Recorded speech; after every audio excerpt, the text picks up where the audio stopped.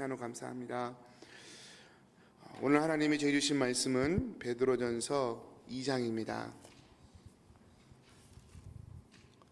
베드로전서 2장 1절에서 12절 말씀 저희 교독하겠습니다.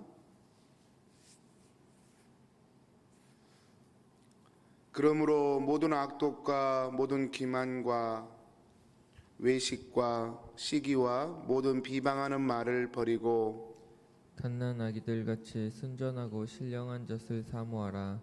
이는 그로 말미암아 너희로 구원에 이르도록 자라게 하려 함이라.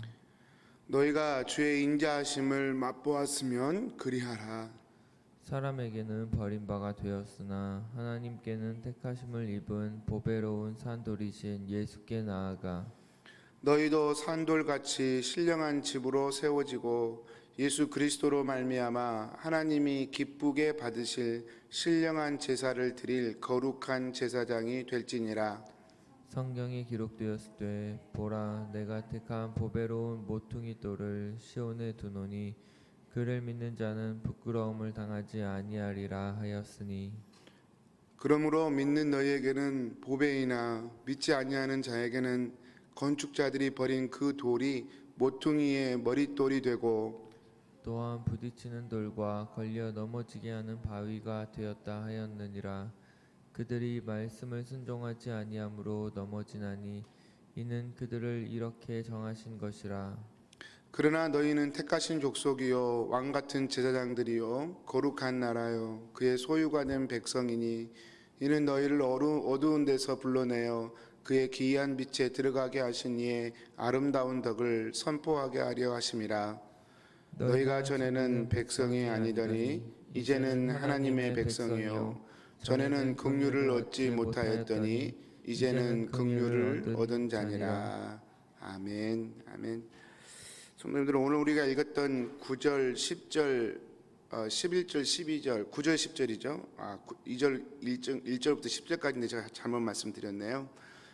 9절, 10절 말씀은 우리가 너무나도 좋아하고 잘 아는 그런 말씀이죠. 베드로전서에서 대표적인 말씀이라고 할 수 있습니다. 너희는 택하신 족속이고 제사장들이고 거룩한 나라고 그의 소유된 백성이다. 참 듣기만 해도 위로가 되고 가슴이 벅찬 그런 말씀입니다. 그리고 10절에도 보면 전에는 너희가 긍휼을 얻지 못하더니 이제는 긍휼을 얻었다. 그런 백성이 되었다. 이런 말씀도 이렇게 듣기만 해도 힘이 나고 용기가 나고 위로가 되는 그런 말씀입니다. 그런데 성도님들, 제가 성경 말씀 늘 그렇지만 이것이 무엇을 의미하는지 정확히 알고 좋아하시는 분은 또 생각보다 많지 않은 것 같아요. 그냥 이 말씀 듣고 이 말씀이 참 좋다 그러지 이 말씀이 어떤 의미인지에 대해서 좀 깊이 생각해 보는 경우는 참 많지 않은 것 같습니다. 9절 10절에서 이렇게 아름답고 좋은 칭호를 하는데요, 그것이 어떤 의미인지를 오늘 본문이 우리에게 보여주고 있습니다. 그래서 9절 10절 말씀에 이렇게 시작해요. 그러나 너희는 이렇게 블라블라블라 이렇게 나갑니다. 그러나 너희는, 그러니까 그 전에 나온 하나님 말씀이 그 설명하는 부분을 이해하고 그와 반대되는 개념으로 너희는 이런 존재다라고 얘기하시는 것입니다.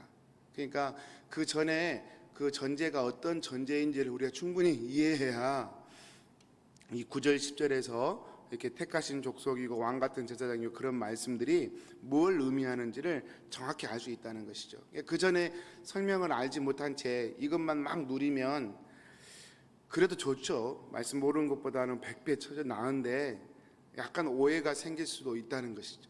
저희가 오늘 그것을 한번 이렇게 살펴보았으면 좋겠습니다. 오늘 말씀에 보면 4절에 예수님은 보배로운 산돌이다 이렇게 표현되어 있습니다. 4절에 그래서 이 돌이 예수님을 의미하는 거죠. 산돌. 그래서 예수님께서 이렇게 돌이신데 사람들에게 버림받았다. 4절에 그렇게 묘사합니다. 그리고 6절에 보면 하나님께서 이 돌을 집어다가 시온에 이렇게 이 돌을 두었다. 그렇게 말씀을 합니다. 그리고 7절에 또다시 하나님께서 그 돌에 대해서 베드로가 설명을 하는데 7절에 그 돌은 어떤 돌이냐? 모퉁이 돌인데 건축자들이 버린 모퉁이 돌이다. 그렇게 얘기하면서 또 8절에 넘어가 보면 이 모퉁이 돌이 어떤 돌이냐면 어떤 사람에게는 귀하게 여겨지지만 어떤 사람에게는 부딪히는 돌이 되고 걸려 넘어지게 하는 바위가 된다. 그렇게 말씀을 합니다. 여러분 이게 어떤 말인지 한번 보겠습니다. 성도님들 7절에 보면 건축하는 자들에게 버림받은 돌이다. 건축자들이 버린 그 돌이다. 이렇게 표현하고 있는데 이 건축자들이 버린 돌이라는 것은 여러분 건축자라고 하는 것은 인생들을 얘기합니다. 사실 우리 사는 삶이 집을 짓는 거와 같지 않습니까? 우리가 삶을 지금 집을 짓고 있는 것이죠.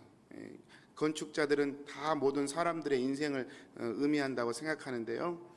그런데 많은 인생들이 하나님이 주신 그 돌을 가지고 기초돌을 삼고 그 위에 집을 짓는 것이 아니라 그 돌을 버려버린다는 것입니다. 이 말은 내 인생의 집은 내가 재료 구해가지고 내가 지을 거야 그렇게 생각하는 것을 의미하는 것이죠. 나는 내가 재료 준비해서 내가 내 집을 준비할 거야 이러면서 집을 짓는다는 것입니다. 여러분 하나님이 주신 돌이 필요 없다고 버리는 거예요. 근데 여러분 이것은 명백하게 불신자를 의미한다고 볼 수 있습니다. 안 믿는 사람들 이게 버려버려요. 그런데 문제는 뭐냐면 하나님께서 그 건축자들이 버린 돌을 집어다가 모퉁이 돌로 삼으셔가지고 어디다가 돌을 놔두냐면 시온산에다가 그 돌을 두셨다는 것입니다. 시온산에다가. 이게 재미있는 부분이에요. 하나님을 찾지 않는 세상 사람들이 그 돌을 버린 것은 너무 이해가 쉽죠. 그리고 그냥 그렇게 되는가 보다 이해가 되죠. 근데 하나님께서 그 돌을 집어다가 어디다가 두었냐면 시온산에 두었습니다. 여러분 시온산은 어떤 곳이냐면 하나님을 섬기겠다고 나오는 사람들이 오는 곳이에요. 그러니까 이것은 일반 불신자를 말하기보다는 소위 하나님을 찾고자 마음을 가지고 하나님께 나오는 사람들을 의미한다고 보는 게 맞습니다. 하나님 시온산에다가 돌을 세상에다가 돌을 둔 게 아니라 세상 사람들이 버린 그 돌을 집어다가 시온산에다가 그 돌을 두셨어요. 하나님께서. 근데 그 돌을 두셨는데 그 돌이 믿는 어떤 사람들에게는 너무 보배롭고 귀해요. 그래서 그 돌을 기초로 이제 또 인생의 집을 신앙의 집을 지어가는 사람이 있는가 하면 어떤 사람들에게 그 돌은 하나님을 찾으러 나왔는데 그 돌 때문에 부딪혀요. 부딪힌다는 말은 이게 바다가 된다는 거예요. 하나님께 가고 싶은데 못 가요. 예수님 때문에. 그리고 심지어는 그 돌 때문에 걸려서 넘어져 버려요. 실족하게 돼버려요. 이러려면 나 하나님 안 믿지.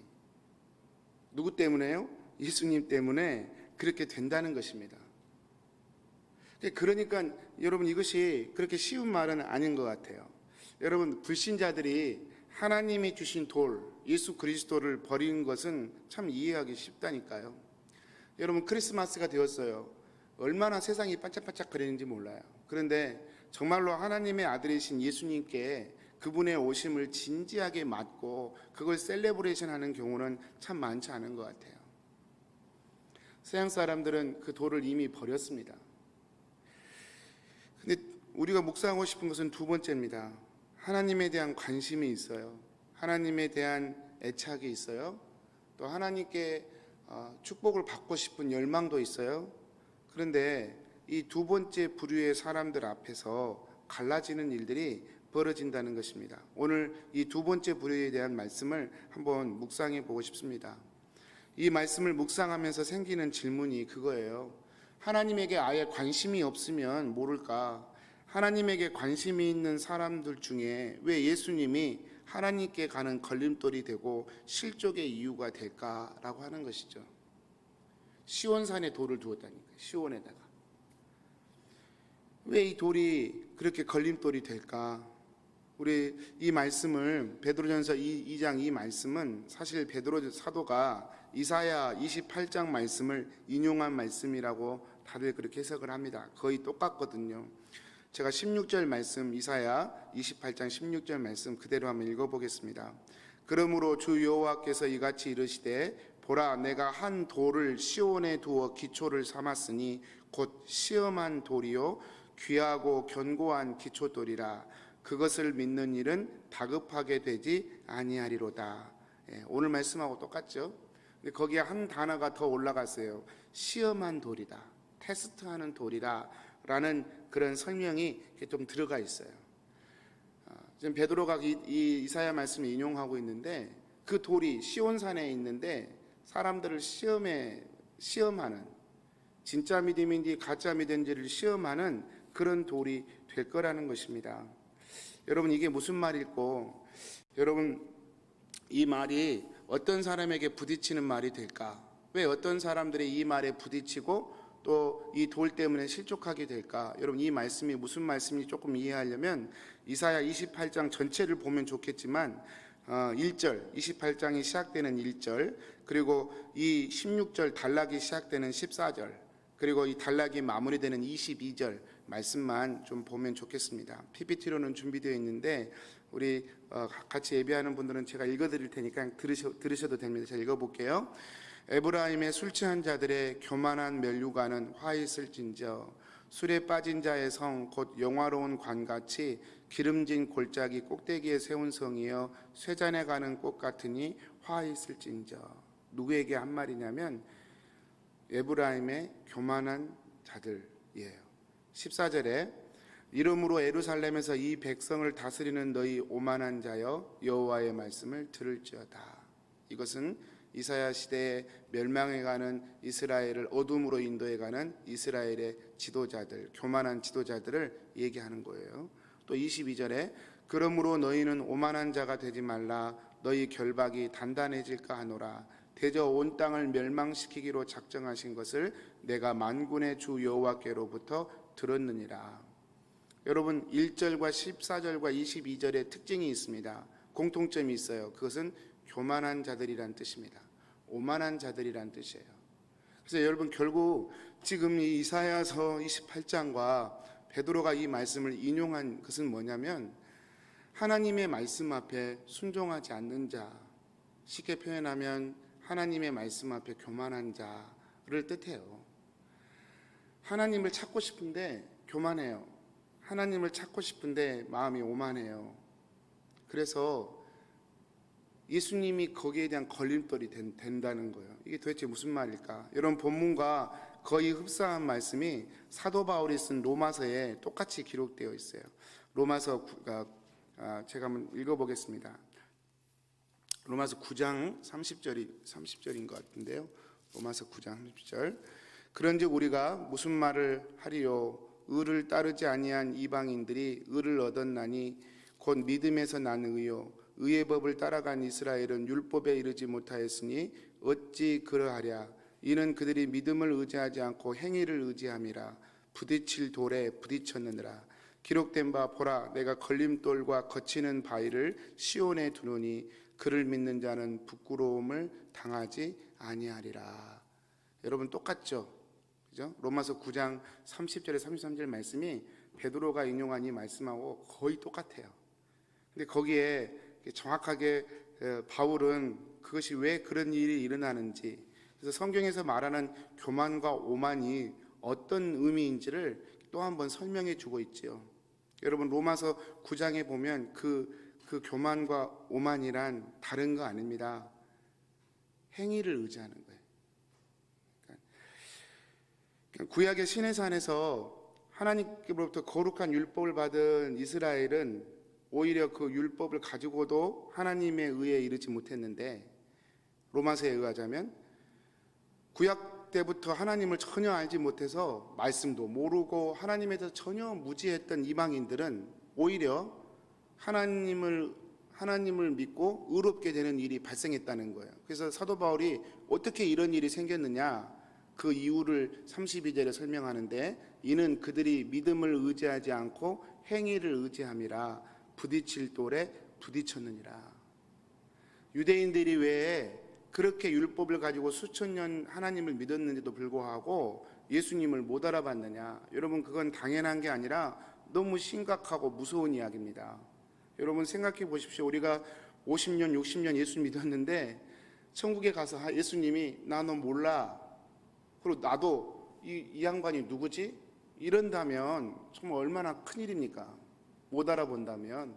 근데 유대인들은 그렇게 되었어요. 수천 년 하나님을 믿었는데 하나님의 아들을 못 알아봤어요. 이건 정말 심각한 얘기입니다. 어떻게 그런 일이 발생했느냐? 믿음을 의지하지 않고 행위를 의지하였다. 이렇게 사도 바울은 그렇게 말씀을 합니다. 성도님들, 그래서 믿음을 의지하느냐 행위를 의지하느냐는 거예요. 여러분, 여기서 중요한 것은 믿음이냐 행위냐가 아니에요. 사실은 의지한다는 말이에요. 사실은 믿음과 행위는 구분되지 않습니다. 사실은 믿으면 행위하게 되어 있고 믿음이 있으니까 행동하게 되어 있어요. 믿음과 행위는 동전의 양면과 같아서 그 자체를 분리시킬 수가 없어요. 그러니까 믿음이냐 행위냐는 질문 자체가 사실은 성립이 안 되는 거예요. 여러분, 동전을 두고 앞면만 있을까 동전의 뒷면만 있을까 이렇게 얘기하는 사람은 없잖아요. 동전에 당연히 앞면이 있고 뒷면이 있는 거죠. 마찬가지로 신앙의 믿음과 행위는 당연히 같이 있는 거예요. 문제는 뭐냐면 무엇을 의지하냐는 것입니다. 믿음을 의지하느냐 아니면 행위를 의지하느냐. 의지한다는 것에 신앙의 포인트가 있는 것이죠. 그리고 이 의지하는 것 때문에 예수님이 걸림돌이 되기도 하고 중요한 기초들이 되기도 하고 그런 갈라짐의 현상이 이렇게 생긴다는 것입니다. 성도님들, 제가 좀 쉽게 표현해 보면 이렇게 표현할 수 있어요. 지금 저희가 새벽 기도를 하잖아요. 아마 온라인으로도 하시고 오프라인도 하시고. 근데 새벽 기도를 실컷 해놓고 내가 새벽 기도한 행위를 의지해버리면 어떻게 되느냐? 그러면요, 나의 의만 생겨요. 새벽 기도한 만큼 나의 의가 생겨요. 이거 참 이상하죠? 그래서 판단하고 정죄하고 교만해질 수밖에 없어요. 자동적으로 그렇게 됩니다. 새벽 기도를 몸이 피곤해서 못해요. 그래서 하루 중간 그게 마음에 찔려서 어떻게든 시간을 내서 짧게라도 주님 앞에 무릎을 꿇어요. 그러면서 연약한 나를 구원해 주신 예수님을 전적으로 의지하고 신뢰하면서 나의 삶을 주님께 의탁하면서 인도해 달라고 진실하게 구하게 되고 겸손할 수 있어요. 여러분, 전자가 나을까요? 후자가 나을까요? 여러분, 후자입니다. 후자예요. 후자가 훨씬 나를 살리는 신앙이 돼요. 참 재미있죠? 여러분, 이사야 36장에 보면 히스기야가 이사야로부터 병이 들어 죽을 것이라는 예언을 받습니다. 그때 히스기야가 하나님께 납작 엎드려요. 그래서 얼굴을 벽으로 향하고 기도를 합니다. 근데 기도할 때 어떻게 기도하냐면, 여호와여 구하오니 내가 주 앞에서 진실과 전심으로 행하며 주의 목전에서 선하게 행한 것을 기억하옵소서 하고 히스기야가 심히 통곡하니 그래요. 기도할 때 뭐라고 기도하냐면, 하나님, 제가 하나님 앞에 정직하게 행했던 것을 기억해 주십시오 하면서 막 통곡을 했어요. 저는 이 말씀 묵상하면서 언젠가 그렇게 묵상했던 적이 있어요. 하나님 앞에 주여 내 선한 행위를 기억해 주십시오라고 호소했구나. 나에게도 그게 있어야 되겠구나. 하나님께 주님, 내가 이렇게 한 거 좀 아시잖아요 하면서 얘기할 만한 것이 있어야 되겠구나 라고 묵상한 적이 있습니다. 그래서 하나님 앞에 이렇게 내세울 수 있는 것들을 내가 좀 많이 만들어야 되겠구나. 그게 신앙이구나 하고 제가 정말로 그렇게 묵상하고 은혜 받은 적이 있어요. 아마도 많은 분들이 그렇게 생각하실 것 같습니다. 그런데 아니라는 것이죠. 아니라는 것입니다. 제가 거꾸로 묵상을 한 거예요. 거꾸로. 여러분, 하나님께서 히스기야의 기도에 응답하셔서 병을 낫게 해주셨잖아요. 근데 히스기야가 병이 나았다는 소문을, 병이 나은 후에 병이 나았다는 소문을 듣고 바벨론에서 사신을 보냅니다. 그리고 히스기야에게 그 병 나은 것을 축하를 해요. 근데 히스기야가 그때 어떤 행동을 하냐면 자신의 모든 보물 창고와 귀한 것들을 그 바벨론 사신에게 다 보여줘요. 근데 여러분, 그럴 수 있지 않습니까? 우리가 집을 샀는데 집을 누군가에게 보여주고 싶을 당연한 마음 아닌가요? 우리가 어떤 귀한 걸 샀는데 그거 남한테 좀 보여주고 싶은 거 어떻게 보면 인간적이고 당연한 마음인데, 근데 성경은 놀랍게도 그 다음에 그런 일이 벌어지자마자 바로 이사야가 찾아옵니다. 그러면서 뭐라고 얘기하냐면 6절에, 아까 3절에서 그렇게 기도 내용이 나왔는데 이 같은 장의 6절에 이렇게 얘기해요. 보라, 날이 이르리니 내 집에 있는 모든 소유와 내 조상들이 오늘까지 쌓아둔 것이 모두 바벨론으로 옮긴 바 되고 남을 것이 없으리라. 또 내게서 태어날 자손 중에 몇이 사로잡혀 바벨론 왕궁의 환관이 되리라. 무서운 말이거든요. 그 나라가 망한다는 뜻이거든요.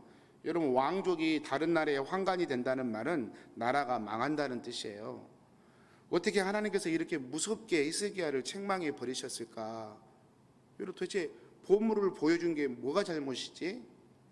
여러분, 그 내용을 우리가 이해할 수 있죠. 히스기야가 왜 그랬는지를 봐야 합니다. 히스기야가 자기를 자랑하는 거예요. 자기를 자랑한 거예요. 그냥 보여줄 수 있죠. 얼마든지 보여줄 수 있죠. 근데 그걸 보여주는 이유가 뭐냐면 내가 이만큼 잘했다는 거예요. 내가 하나님 병이 들었는데도 하나님께 기도해서 나와버렸고 또 이렇게 큰 나라도 이루었다는 거예요. 누가 했다는 거예요? 내가 했다는 거예요. 내가 했다는 것으로 문을 활짝 열어서 보여준 그 히스기야의 중심을 하나님이 보시고 그와 같은 무서운 말씀을 남겨버렸던 것입니다. C.S. 루이스는 그런 말을 했어요. 진정한 겸손은 내가 겸손하다는 사실조차도 잊어버리는 것이다. 성도님들, 우리가 하나님을 진심으로 의지하느라고 기도했다면요, 내가 기도했다는 사실 자체를 잊어먹어버리게 되시기를 축복합니다. 내가 몇 시간 기도하고 내가 성경을 얼마나 읽고 내가 교회를 어떻게 섬기고 있고 내가 얼마나 착하게 살고 내가 얼마나 진실하게 살고 내가 얼마나 열심히 사는지 잊어먹어버리게 되기를 축복합니다. 유대인들에게 왜 걸림돌이 됐냐면 바로 그것이 걸림돌이 됐어요. 수천 년간 하나님 믿은 게 걸림돌이 되어버렸어요. 여러분, 오히려 우리가 해야 할 일은 이렇게 새벽 기도를 하는 동안에 새벽 기도를 얼마나 하고 얼마를 했느냐는 행위의 결과가 아니라 그 기도한 내용을 기억하고 유지하려고 애쓰는 것이죠. 새벽 기도하면서 하나님을 만나려고 얼마나 애씁니까? 그리고 하나님이 마음에 응답하실 때 얼마나 마음이 평안합니까? 그 상태, 하나님과의 그 교감의 상태를 그대로 가지고 삶의 하루로 가서 그것을 기억하고 내용을 유지하려고 애를 써야지, 형식을 우리가 기억하고 그 형식을 그 믿음의 방편으로 삼는 한 여러분, 우리는 끊임없이 누군가를 판단하고 비난하고 다른 사람의 머리에 꼭대기에 올라가 앉아 있으려고 하고 나는 의롭고 다른 사람은 부족한 사람으로 이렇게 서갈 수밖에 없다는 것입니다. 여러분, 그것이 결국 내 자랑이 되고 내 의가 된다는 것이죠. 여러분,